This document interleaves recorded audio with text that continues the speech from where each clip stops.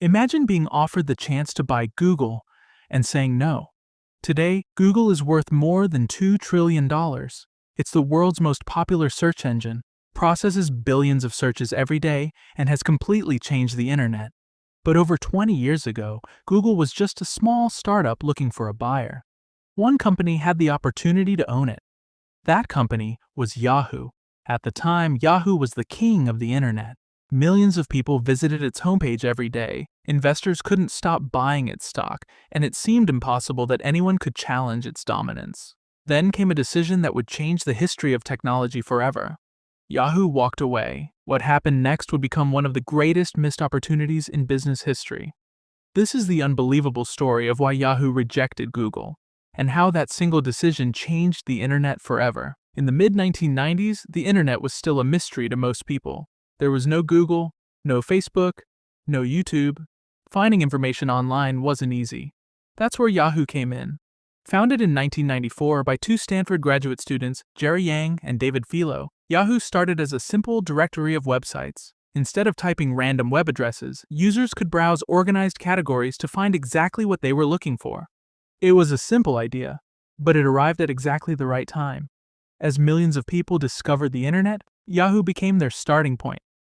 For many, opening a web browser meant visiting Yahoo first. It wasn't just a search tool. Yahoo offered news, email, finance, sports, weather, entertainment, and much more, all from a single homepage. It quickly became one of the most visited websites in the world. Investors couldn't get enough. When Yahoo went public in 1996, its stock price soared, turning the young company into one of Silicon Valley's biggest success stories. By the end of the decade, Yahoo was worth tens of billions of dollars and was widely considered the gateway to the internet. From the outside, it looked unstoppable. No one imagined that a tiny startup run by two PhD students in a garage would soon threaten everything Yahoo had built. That startup was called Google.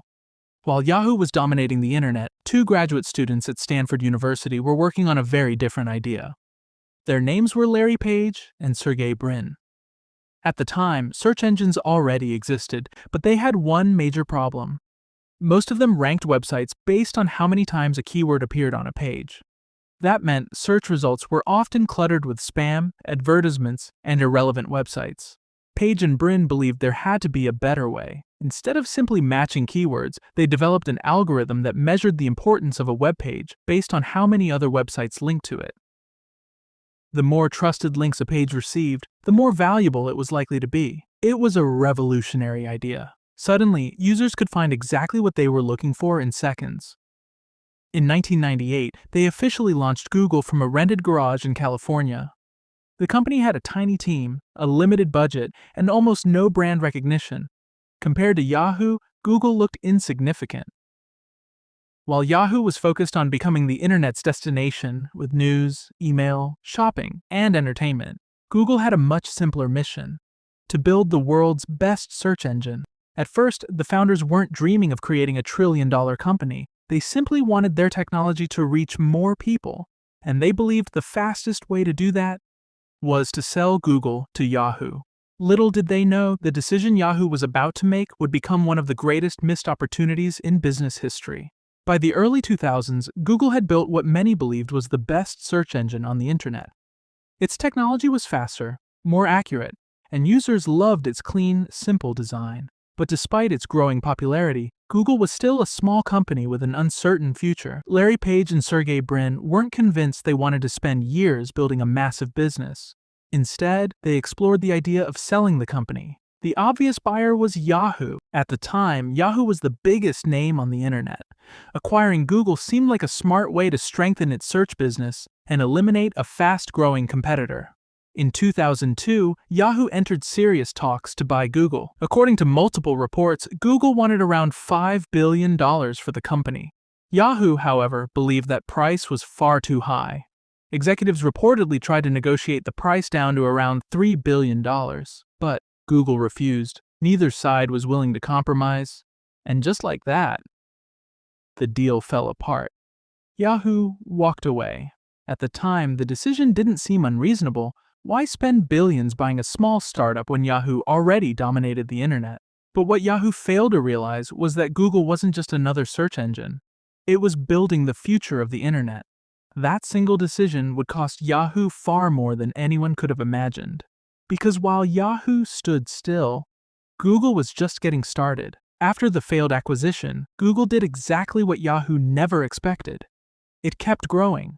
Instead of trying to become an internet portal filled with news, sports, weather, and entertainment, Google remained obsessed with one thing: building the world's best search engine. Then, in 2000, Google introduced a product that would change the company forever: Google AdWords. Rather than filling websites with random banner ads, AdWords displayed advertisements that matched exactly what users were searching for. Businesses only paid when someone clicked on their ad, making it one of the most effective advertising systems ever created. The results were extraordinary. As more people used Google, more businesses wanted to advertise. And as more businesses advertised, Google's revenue exploded. It was a business model that seemed almost unstoppable. Meanwhile, Yahoo was moving in the opposite direction. Instead of doubling down on search, the company spread its attention across dozens of different products and services. It wanted to be everything at once: a news company, an email provider, a media business, a shopping destination, and much more. But in trying to do everything, Yahoo slowly lost focus on the one thing that mattered most: search. And while Yahoo was distracted, Google kept improving. Its search results became faster. Its technology became smarter. Its user base grew into the hundreds of millions. Year after year, Google pulled further ahead. The company that Yahoo once had the chance to own was now becoming the company that would redefine the internet. And for Yahoo, there was no way back. As Google soared to new heights, Yahoo's empire began to crumble.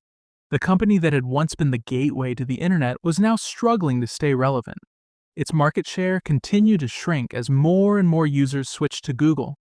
Inside Yahoo, leadership changes, shifting strategies, and a lack of clear direction made the situation even worse. The company made several expensive acquisitions, hoping to regain its position, but many of them failed to deliver the results executives had promised. Instead of leading innovation, Yahoo found itself chasing competitors. By the early 2000s, the gap between Yahoo and Google had become impossible to ignore. Google had grown into one of the most influential technology companies in the world, expanding far beyond search into products like Gmail, Google Maps, Android, and YouTube. Yahoo, meanwhile, continued to lose users, revenue, and investor confidence. In 2017, after years of decline, Yahoo's core internet business was sold to Verizon for $4.48 billion. For a company that had once been worth well over $100 billion during the dot-com boom, it was a remarkable fall from grace. The company that once had the chance to own Google ended up watching Google reshape the internet instead. It was one of the greatest reversals in business history. Yahoo's story isn't just about a failed acquisition. It's about how quickly success can turn into complacency. At one point, Yahoo was the biggest name on the internet. It had the users, the money, and every opportunity to shape the future. But while Yahoo focused on protecting what it had, Google focused on building what came next.